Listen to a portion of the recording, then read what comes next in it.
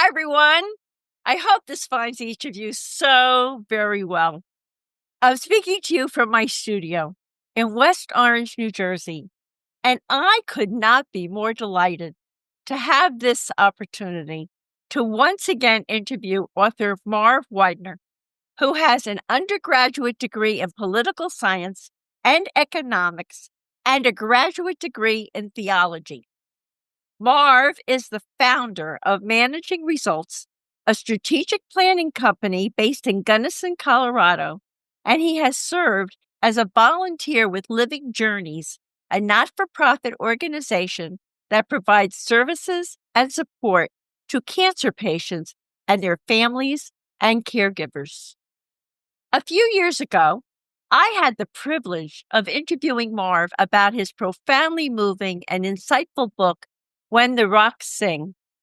The book chronicles the devastating loss of his beloved wife, Marty, who passed away after 19 years of marriage, and the extraordinary life lessons he discovered while navigating grief, building resilience, and ultimately rebuilding his life. Marv dedicated 2 years to grief therapy following Marty's passing, and then spent another year and a half working with a spiritual and intimacy coach to open his heart to love again. This transformative journey led him to Charla, an incredible woman who had also endured profound loss. Together, they embraced the courage to keep their hearts open, finding love and partnership in one another. Marv and Charla recently relocated from Colorado to New Mexico, where Marv remains deeply engaged with his consulting practice and extensive travels. Drawing inspiration from his volunteer work with Living Journeys in Colorado, Marv is now planning to host workshops for hospice staff and volunteers. These workshops aim to provide a deeper understanding of the emotional journey grieving spouses and family members are experiencing, and how to be with them through the process in ways that facilitates embracing their feelings. Additionally, Marv's efforts will focus on helping those in grief discover the resilience needed to move forward and rebuild their lives. I'm looking forward to talking with Marv about the culture of silence when it comes to men in grief, what it is like to love life and face death, resilience as a way of life, the importance of living with an open heart, the power of letting go of control, the toxic trio of doubts, guilt, and regrets that can keep the grieving stuck and unable to move forward, Marv's playbook on how to help others who are grieving, and more, for another inspiring, touching, and wisdom-filled interview with the remarkable Marv Weidner. Hi there, and welcome to the Grief and Rebirth podcast. I'm your host, author and trauma survivor Irene Weinberg, here to encourage you wherever you are in your healing journey. In each episode, I chat with incredible grief and trauma specialists, healers, mediums, and celebs, as well as remarkable people who have inspiring healing stories to share. If you're looking for a podcast that's both uplifting and inspiring, you've found it. Let us help you find your joy in life.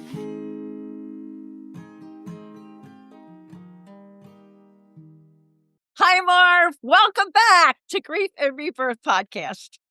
Hi, Irene. It's such a pleasure to be back with you. And I just want to express my gratitude for you for everything you're doing through your writing, your podcast, your groups. You've touched us all so deeply, and it's a great pleasure to be back with you again. Thank you. Thank you. I think we're a mutual admiration society, Marv. I think we are. So let's start by introducing you in a little bit once again to our audience. And I want to touch on your Zen studies, which say to face death at any moment and live life fully at all times.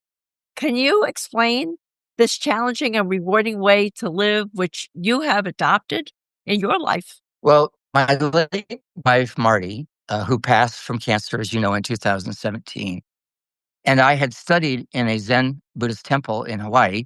the Chosenzi temple. And it was a phrase that they had shared with us many years ago. It was so powerful that Marty had written it on a card, putting it up on our mantle in our living room so that we could see it every day after we learned that she had had cancer.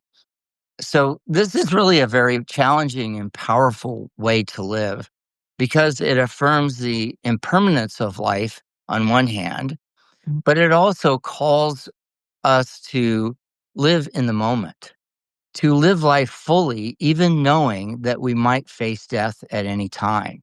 So it's very poignant.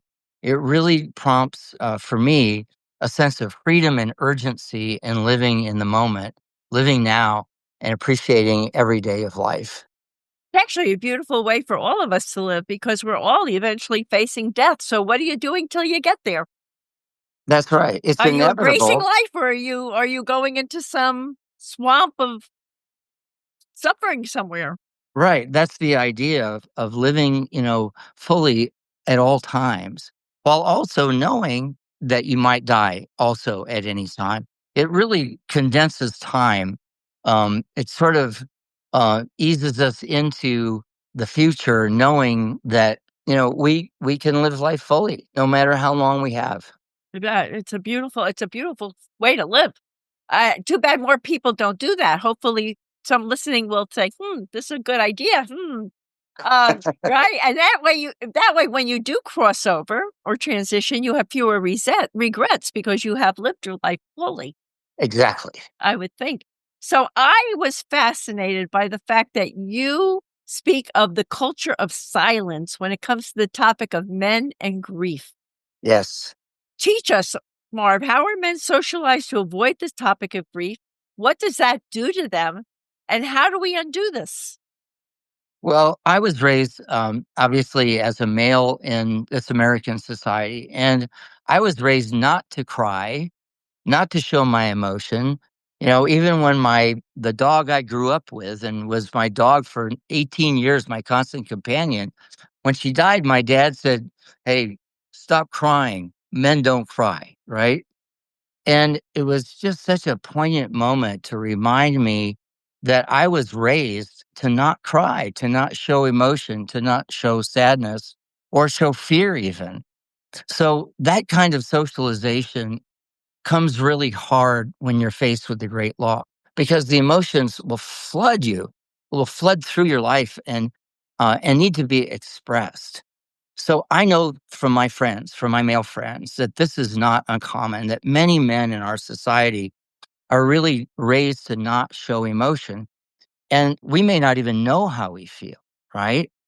So without the ability to express emotion, we can get stuck in grief. And those feelings, if they're not expressed, can stick to us. It's like they can sit right down into us and they're operating sort of in the background without us even knowing about it, right? Without being able to express the feelings that come with grief, it can make us sick, It can make you physically ill. make us physically ill. We can express, express anger or resentments and not even really know why, And right? I'll bet a lot of men displace these unmet emotions onto other situations in their lives or onto other people in their lives, right? And they don't know that that's the root cause. Right. Unless they're conscious of how they feel and give themselves permission to express those feelings that come naturally with grief and loss, that's what will happen. Is that they'll go on with their life and not really understand why they're having so much difficulty in their relationships, why they're not well, why they're not happy, and why their life just seems to be stuck. So I found that the most important thing for me was to express those feelings as they came up. And I know that a lot of men really struggle with that because of this culture of silence and because of how we're raised. But we don't have to stay that way. We can find ways through groups, support groups that give us a place and a way to express those feelings in a safe place, in an appropriate way, so that we can see those emotions, so that we can feel those emotions, so that we can express those emotions and keep moving forward with life. Right. And unfortunately, there's also a stigma a lot of times about therapy. So I think a lot of men are resistant to therapy, to even acknowledging their feelings, let alone to go to someone to help them with those feelings. Oh, that's absolutely true. I mean, I had to overcome some of that myself. So, yes, I'm very familiar. Right, right. Yeah, I mean, that guy, they can't admit that they may need some help. They're supposed to be brave and strong and Independent and, self-sufficient and all that stuff. Well, none of us need to go through grief alone. None of us need to face our losses alone. In fact, it's really almost impossible to go through grief alone. And I'm a person who's very willing to reach out and ask for help. I'm a person who's really willing to express my emotions. The first place I went back to work as a consultant after Marty passed was in a town in southern New Mexico, Las Cruces. And going into the engagement, I had to tell people in my meetings when I was facilitating to tell them, look, there may be times when I need to excuse myself, go outside and cry. If the feelings come up, I'm not going to suppress them. I'm just going to excuse myself and I'll be back. And they accepted that. They understood that that's what I needed to do as part of my grief process. And I think if we let people know that we're going to be, expressing feelings, that we might be having dinner and I may need to excuse myself or shed a tear or share a memory, people will accept that. People will understand what you're going through. I think it's wonderful that you can give people a heads up like that. And a lot of people don't understand, I'm having an emotion or this is happening to me. Sorry, give me a moment. I mean, because they're not even in touch with it. Right? Right. Right. It's so important. And the other thing you talk about is how we come into the world with a reservoir of resiliency. And you have ways we can keep that reservoir full for when we need it, especially when we lose a loved one. Could you address that for us too? Yes, of course. And this is a very timely question, Irene, because our daughter just had a brand new baby, and he was premature by 6 weeks, and he's doing great. We come into the world with an innate desire to live, right? To thrive and to grow, and to become fully human. I think we come into the world with that resiliency and a desire to live. And my experience and my observation is ways to keep that reservoir of resilience, keep it filling, even though we face hard times. Number one, pay attention to relationships. Our relationships are the most important thing that we have. And keeping those relationships in good order, emotionally accessible with each other. I never want to die, wishing that I had told someone that I love them. Keep those relationships and those friendships and those family relationships open and loving and current. Don't let them get stale. Next, stay connected with your community. None of us need to live alone. None of us need to face these hard losses alone. And staying connected to our community is another way to refill that reservoir of resiliency and the ability to face hard things and the ability to face losses. Also, take care of your mind. Be good to your mind. Try to let go of the fears that may stymie you or cause you to shrink from life, and keep your heart open, right? Keep your heart open to what life might bring you. So some of those things, keep your body healthy, right? And Uh, sometimes we need a little maybe healing or therapy or something to help us do that too, right? Absolutely. And as you know, that's been a big part of my story. And don't be afraid as a man to reach out and ask for some help. It's not a sign of weakness, it's a sign of strength. I think it's a sign of strength too, and a sign of courage. It is. A lot of people are afraid to face their feelings or their issues. That's right. I mean, allowing yourself to be vulnerable takes a lot of courage. It takes a lot of strength, but it's also critical to our healing and our ability to continue to move forward with life. So I would say to my fellow men, be vulnerable, be willing to ask for help. and be willing to ask for help is like, to me, that's the biggest plus. If someone came to me and said, "I'm willing to ask for help," wow, you're giving me good data about who you are, right?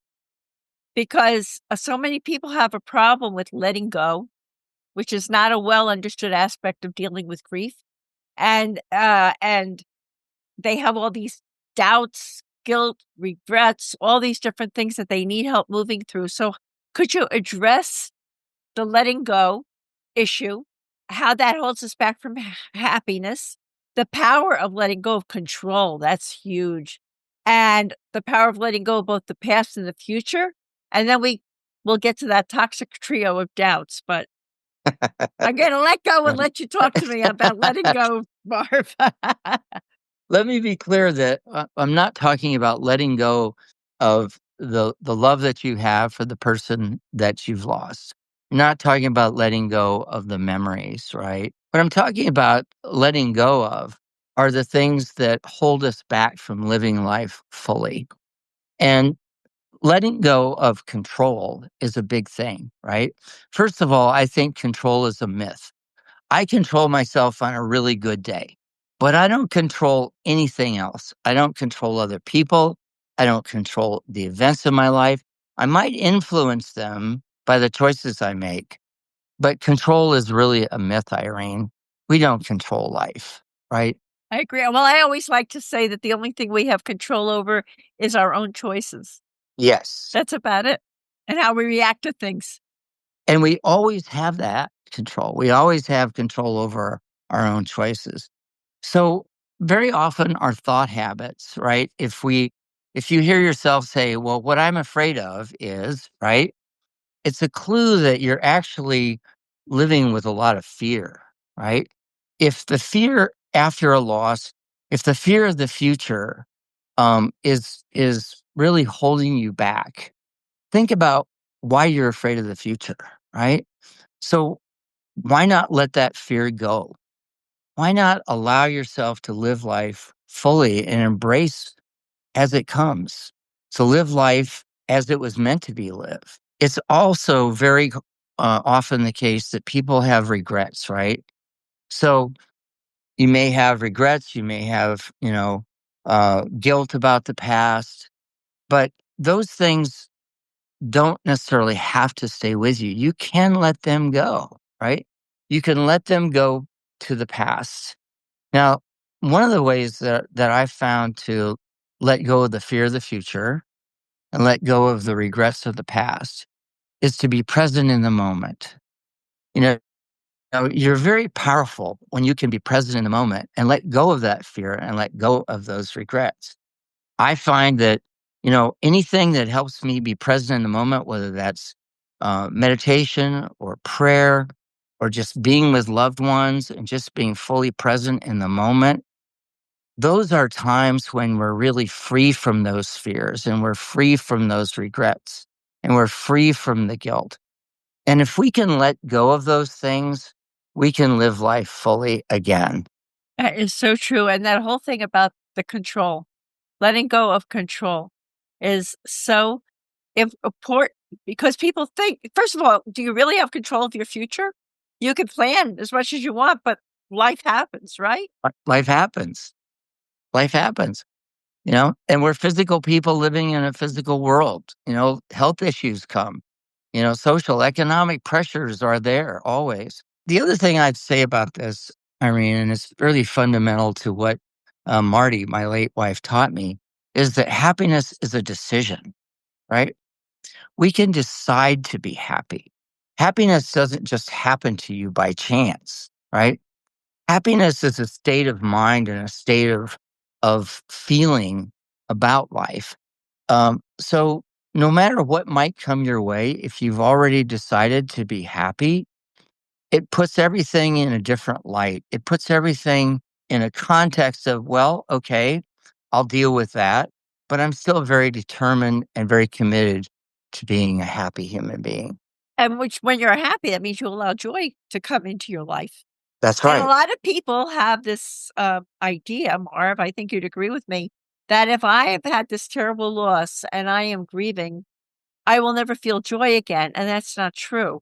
that's something that happened to you in life, but that doesn't cancel out that other things can happen for you in life that will bring you great joy and great happiness.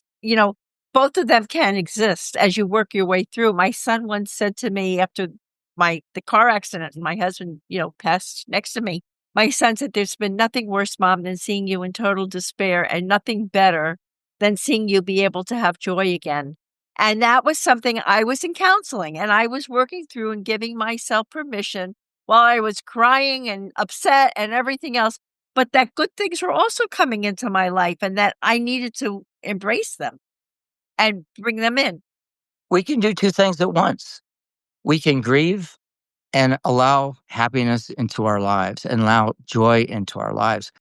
But I think for me, it really requires living with an open heart and allowing, what life can give us to come in. And those old regret, the fear of the future, those are the things that will stop those beautiful things from coming into our lives. Though it's like we can get stuck in the past or stuck with fear, and we don't have to do that. We can let those things go and live fully again. Some of that stuck is old recordings that we've inherited from other people with their wounds and their problems, and part of the healing, I think, is to let go of those old recordings. Right?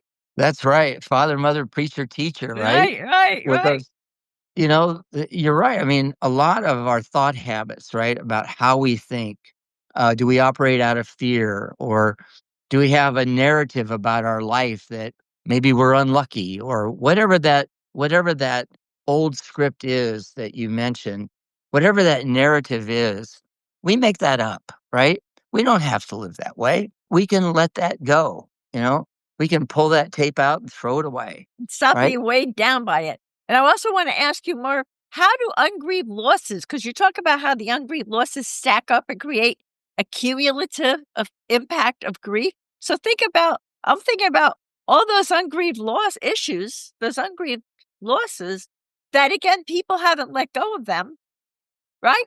And they create a this cumulative impact of grief.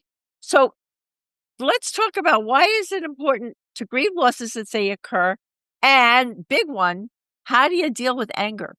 Which is also part of the grief experience, which I think a lot of men in particular grapple with and have and feel and face as part of their grief experience, right?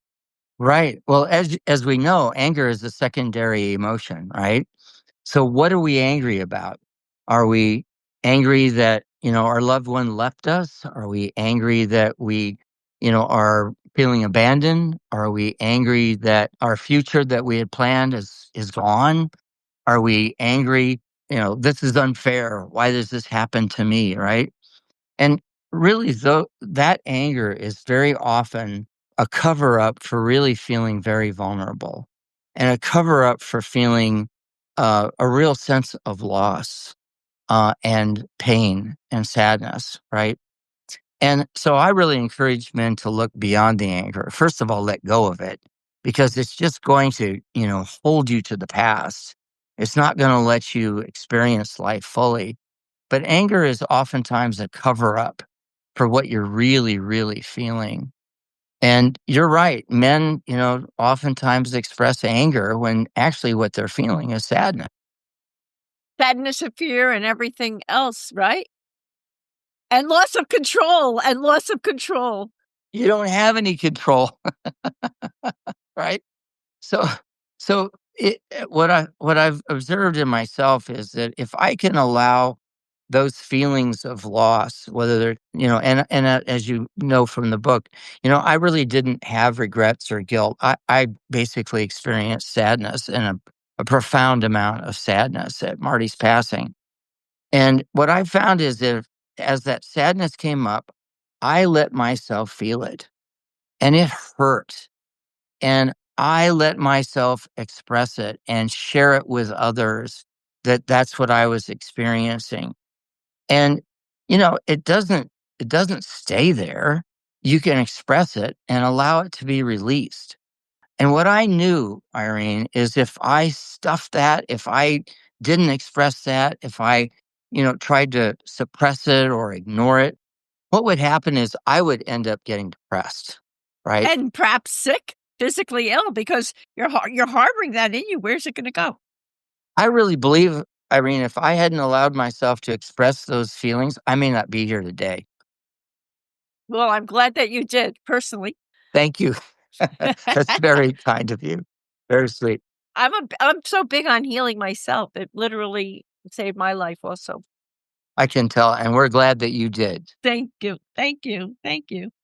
So what I experienced after Marty passed is, through all the grief counseling that I did for 2 years following her passing, I found that I was actually also grieving past losses from my own family of origin, right? I found that part of my sadness was actually some old losses that I really hadn't faced and hadn't embraced. So I'm a big advocate for embracing the feelings as they come and embracing our losses, whether it's the loss of, a family member, whether it's the loss of a job, whatever the loss is, face it as it is. Face it as a loss and deal with it, embrace it. Right, right. And if you need some help to deal with it, get the help. Absolutely. And the other thing I want to ask you is you've written a playbook Yes. that describes how to help others who are grieving.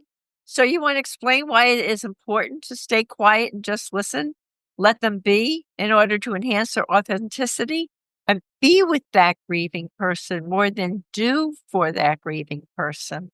Want to talk Yes. to us about that? Yes, I do. When I was grieving, the thing that my grief counselor, Carol, did for me more than anything else was just be with me and allow me to talk, allow me to share my emotions, allow me to share the memories, to share the fears that I had about my future. And being able to express all of that in a safe, secure, supportive, loving environment was what really gave me a chance to heal. And when we're with someone who is grieving, it's really important to try not to fix them, to try not to change the way they're feeling. And oftentimes when we're with a grieving person, when someone is experiencing a loss, we're uncomfortable in our culture with that. We don't know what to say. We don't know what to do. So we say really stupid things, you know? And what what I've found is that it taught me how to be quiet and how to be still and focus on the other person. Because when we're with someone who's grieving, it's not about us. It's about them. And it really teaches us how to be generous with our time, with our presence, and allow them to just be. You know, very often, and this is something Carol taught me, very often what people say is almost hurtful and they're really well meaning. They're just trying to fix our sadness or fix our anger or fix Because our we've guilt. made them uncomfortable, so they're trying to get us to help them in a way, right? That's right, yeah. So, we really learn when we're with someone who's grieving, we really learn how to be more focused on them, care more about them than we do ourselves in those moments. So, it's really quite a way to learn how to be really compassionate, how to be generous, and how to be caring, and focus less on ourselves and more on someone else. That's beautiful, Marv. And there's another part that you talk about the importance of suspending judgment Yes. and how grieving gets you even to know yourself a little better, right? When you're helping someone else who's grieving. Right. So if when we're with someone who's grieving, it's really important that we focus on them, not on ourselves, and that we suspend any critical judgments of how they are or how they're handling it. You know, I remember people saying to me, well, shouldn't you just get over this, right? Or, why are you still grieving this a year later, right? Or why are you still in that house? Why are you doing what you're doing, right? And it's we suspend judgment by not questioning them, by accepting how they are at that point in their life, accepting how they're expressing themselves, We might say something to them if we feel like they're being self-destructive, right? If they're turning to alcohol or something like that, or doing something that's destructive, we might want to intervene and say something. But by and large, it's about them and not us. So it's not our place to judge anyone in my Buddhist perspective. We're all human beings trying to do the best we can here. But it's incredibly important that when someone is expressing their feelings or their memories, that they are allowed to say those things when they're ready to say them. Because if you interrupt them, they may not have the ability to go back and re-express or rediscover or re-express those thoughts, those feelings, or those memories. I know I was so overwhelmed, Irene, that if someone interrupted me when I was expressing something, I may not be able to get back to it. And then it just sits inside me. So it's really important to be with someone, allowing them to just be themselves in those moments. And not judge them. And how does, with what you do while you're witnessing someone else's pain and you're working on not judging them, you talk about how this also helps us to get to know ourselves better. Yes, that's right. In what way did you find that to be true? Sure. So if I'm expressing myself after Marty passed, and someone would say, "Wow, I would be so lonely in that house of yours," right? Well, that might be telling that person that they need to probably start thinking about their own sense of loneliness, right? Or someone would say, "I would feel so angry and because, she abandoned you," or some silly thing like that, right? That person is expressing their own anxiety about being abandoned, right? So whatever thoughts come up in me when I'm being quiet and listening to another person and being with them, those thoughts that come up are clues to me about something that maybe I need to deal with. That is so, so wise. So wise. And you also talk about the business of death, the respite of work, and why we shouldn't wait to help our friends, relatives, and loved ones get the support they need when they need it so they don't weather a grief crisis alone. Talk to us about that, please. Well, the business of death is pretty intense, right? So, if your loved one was ill like Marty was for, many months, you've got medical bills, you've got doctor bills, you still have to manage your own finances. You've got to talk to the undertaker about getting death certificates so that you can actually prove that, okay, now I need to take, my wife or my husband's name off the house. All of these things are just coming at you while you're grieving.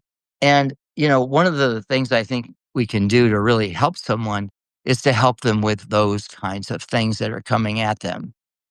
It was a big deal. It was a lot of work. And I didn't feel like I had the stamina to kind of face those things. So, one of the things we can actually do for someone is to help them through all of that milieu of medical things and bills and insurance and documentation and legal aspects of someone passing.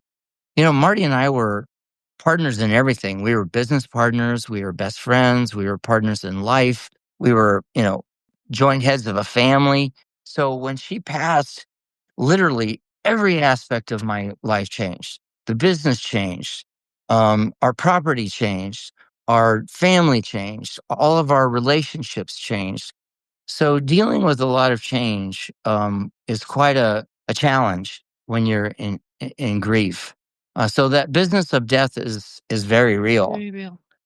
I'm Yeah. curious, Marv, when people came to you and you were in this grief crisis, were you the one who talked yourself into going for therapy, or did someone else kind of guide you to that, which is another way you can help a person when they are in a crisis to say, I can recommend someone to you, or I can help you find somebody.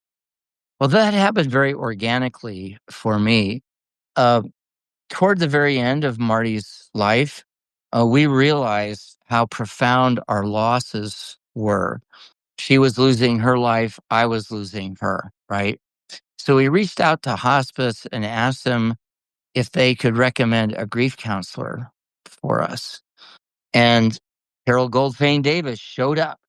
He bounded up our stairs and, turned the lights on in our lives, and helped us express some of the fear and some of the desires and some of our hopes and some of our sense of sadness. Which While identifies I'm sorry, I didn't mean to step over your words. Which I was gonna say, which identifies for me why you have this abiding feeling for hospice, why you wanna work with them, because it sounds like they were very pivotal for you in your journey. they were essential. They were there 24 hours a day, and they helped us through, those last very, very challenging weeks of Marty's life. She had stage 4 cancer and had, whole brain radiation, chemotherapy, and all those things had just, devastated her body and her mind. So having, Carol come and help us express to each other when Marty could no longer talk because of the radiation was just such a great gift to us. So Carol was already in our lives. I invited her to come to the service that we had from Marty, so that she could meet all the people that I was talking about, my children, our friends, relatives, etc. So it was a very easy transition for me to move into grief counseling with Carol. And we kept it up for 2 years. So Um, admirable, so admirable. I really and look at your life now. Look at where you're going now. Marv, before I ask you 2 more questions, I wanna ask you, do you have a special offer for our audience today? I know you've got something with your book, right? Yes, I do. So the publisher, Ballast Books, and I have developed a 25% discount on my book. If you go to Ballast Books and look at the bookstore and then type in When the Rocks Sing or my name, Marv Weidner, it will come up. And then when you go to check out, if you type in the word rebirth after your wonderful podcast, if you type in rebirth, you'll get a 25% discount on my book, When the Rocks Sing.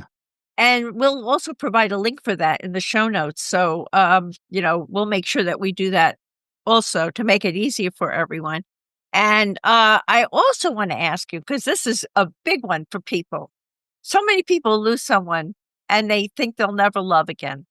So, after dedicating 2 years to grief therapy following the loss of your wife, Marty, and spending an additional year and a half working with a spiritual and intimacy coach to open your heart to love again, could you give us your insights about each phase of your healing journey and what that was like to open to a spiritual and intimacy coach? I think that's so smart.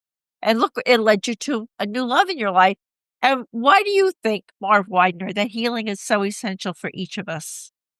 Well, healing is so essential. I think it's our very nature to heal, right? If our bodies are hurt, our bodies make every effort to heal, right? So why not do the same thing for our hearts? Why not do the same thing for our minds?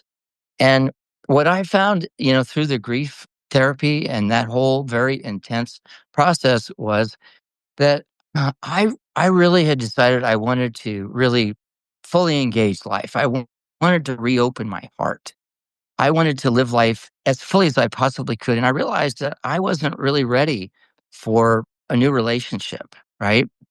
And I realized that I had old hurts as well as the grief that I was experiencing from Marty. And so a friend of mine introduced me to Andrea Balboni, who was an intimacy and spiritual counselor or coach. And we were together for a year and a half on my past, on my heart, on how I thought about myself, how I thought about life. And I did some really hard work. You know, it was good work, but it was hard at times. Really worked on myself to be ready to open my heart to a new person, to a new relationship. I wasn't ready to give up on life. That's so wonderful. So wonderful. And what is the Marv Widener tip for finding joy in life? I'll bet you have so many. I would say three things. One is make a decision to be happy. Number two, open your heart to what life might bring your way. And number three, and maybe most important to our conversation today, is find a way to let go of the things, the ways of thinking and feeling that hold you back. Let go of your future, the fear of the future, and let go of the regrets and the guilt of the past. And for me, that's the I guess that's the recipe for freedom. Or as I would paraphrase it, love yourself enough to let go of all the things that are holding you back. Oh, that's beautiful, Irene. Embrace yourself too. It's so important. And Marv, I really want to say how deeply I resonate with this very wise quote from When the Rocks Sing that has proven true in my life. And the quote is, "Grief resulting from the loss of a loved one can overwhelm us for a time. It will become part of us always, but it does not determine our future. We can choose to be happy, choose our purpose, and how we will live each day." I know that you are a remarkable role model for overcoming grief and loss and finding ways to move forward, to find new joy and purpose while bettering your own life and that of others. Thank you from my heart for another inspiring, touching, and wisdom-filled interview on Grief and Rebirth podcast. Thank you again, Marv, and many blessings. Thank you, Irene. This has been such a pleasure. To be continued, as I like to say. Thank you, Irene. Oh, this has been wonderful. I'm so grateful to you. Thank you so much. And vice versa. It's a pleasure. One of the wonderful parts, honestly, about doing this podcast is meeting the wonderful people like Marv Weidner, who I get to enjoy and learn from also. See how filled with love and I guess joy is probably a way of describing what you've given yourself through That's right. this podcast. And it shows in your face, it shows in your voice, it shows in your work. And Irene, I am truly grateful to you for what you're doing and for giving me the opportunity to be with you on this gorgeous podcast of yours. Now it's my turn to blush. Thanks for tuning in to Grief and Rebirth. Remember, you can dive deeper into everything we've discussed by checking out the show notes and all past episodes at ireneweinberg.com. Don't forget to follow us on social media at Irene S. Weinberg on Instagram, Facebook, TikTok, and wherever you love to hang out online. Plus, we're on YouTube, so be sure to subscribe and never miss a video.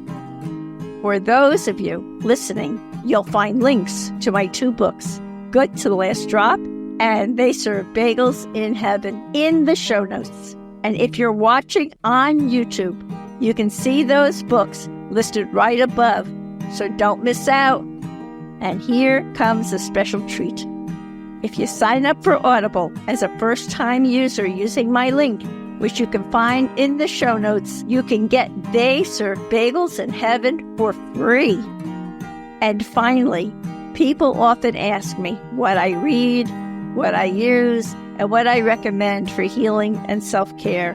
So I've carefully curated a compilation of those items to share with you. You can head over to kit.co/Grief and Rebirth to check them out. Thanks again for tuning in, and until next time, many blessings.